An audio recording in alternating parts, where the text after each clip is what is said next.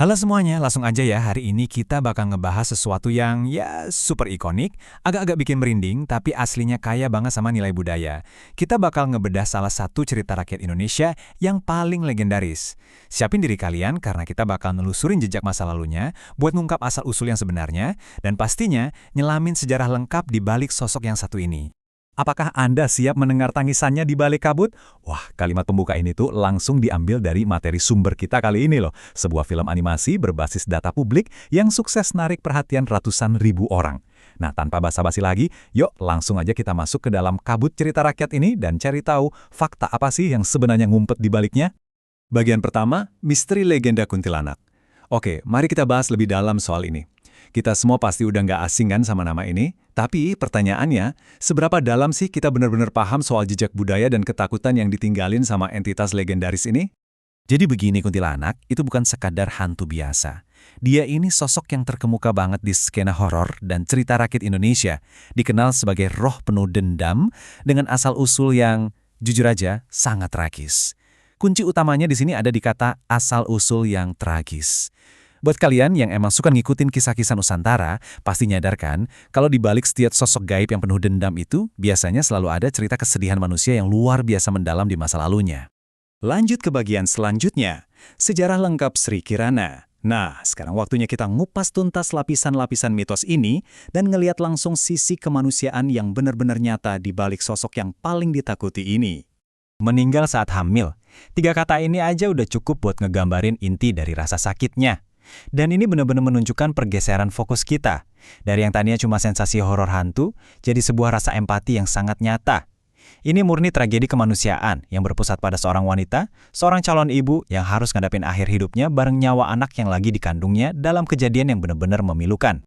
Coba kita telusuri kronologinya. Pertama, ada kehidupan Sri Kirana, seorang manusia biasa dengan segala impiannya. Terus, masuk ke langkah kedua yang menyayat hati, sebuah kematian tragis yang merenggut nyawanya pas dia lagi hamil.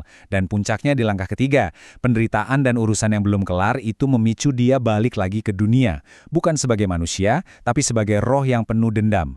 Tahapan-tahapan ini secara sempurna ngejelasin gimana sebuah tragedi yang absolut bisa jadi katalis buat ngelahirin legenda yang begitu besar. Masuk ke ragam cerita rakyat Nusantara.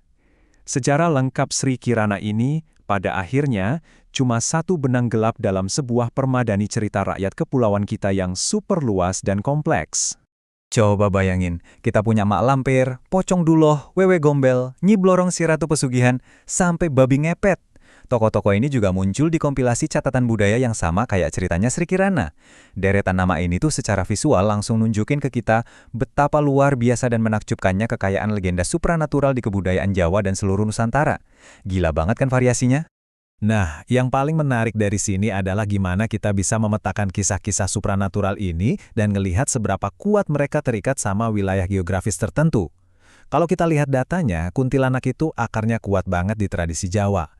Terus ada Pocong Duloh yang secara spesifik berasal dari Banten. Ada juga mitos soal air panas di wisata Guci, Tegal. Geser dikit, kita punya Liak yang khas banget dari Bali, dan pastinya Nyi Blorong yang menguasai mitologi pesugihan di Laut Selatan. Tiap daerah seolah-olah nyimpan rahasia kelamnya sendiri, bikin semacam jaringan warisan budaya yang nyambungin pulau-pulau di Indonesia. Dan kalau ada yang nanya, emangnya orang zaman sekarang masih peduli sama cerita-cerita kayak gini?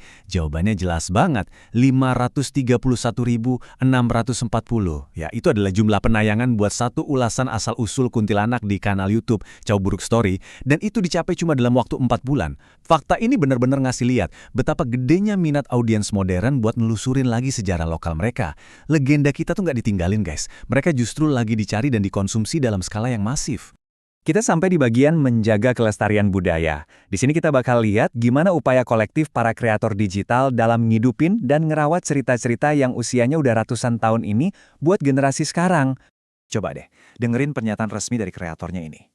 Film ini didasarkan pada data dan catatan yang tersedia untuk umum. Semua adegan dan karakter dibuat untuk tujuan hiburan dan pelestarian budaya. Pernyataan ini penting banget. Kalimat ini tuh ngeletakin semua konten horor tadi ke dalam sebuah kerangka yang sah dan penuh rasa hormat. Ini bukti kalau ada metodologi di balik penceritaan mereka. Pakai data publik buat ngidupin materi sumber dengan cara yang benar-benar menghargai sejarah aslinya. Jadi poin krusialnya adalah membedakan antara mempromosikan praktek mistis versus pelestarian budaya. Kita emang harus narik garis yang jelas di sini. Kreatornya secara eksplisit menyatakan kalau tujuan ngangkat sejarah lengkap Sri Kirana ini sama sekali bukan buat nyinggung pihak manapun, apalagi buat promosiin praktek ilmu hitam. Niat utamanya itu murni buat pelestarian. Ini soal nyelamatin warisan budaya kita, mastiin kalau identitas kebudayaan kita tetap utuh dan dikenal luas. Dan itu bawa kita ke pertanyaan penutup buat kita renungin hari ini, di manakah sebenarnya batas antara mitos, sejarah, dan pelestarian budaya? Saat sebuah cerita kayak kuntilanak ternyata punya latar belakang manusia yang seemosional dan setragis itu, garis pemisahnya jadi kerasa tipis banget kan? Kekuatan sejati dari legenda Indonesia tuh ada di kemampuannya buat bertahan lintas zaman, nyentuh rasa takut kita, tapi di saat yang sama ngebangkitin rasa empati. Saya harap ulasan kali ini ngasih kalian perspektif baru dan bikin makin antusias buat terus belajar dan ngejaga cerita Nusantara. Sampai jumpa di ulasan berikutnya.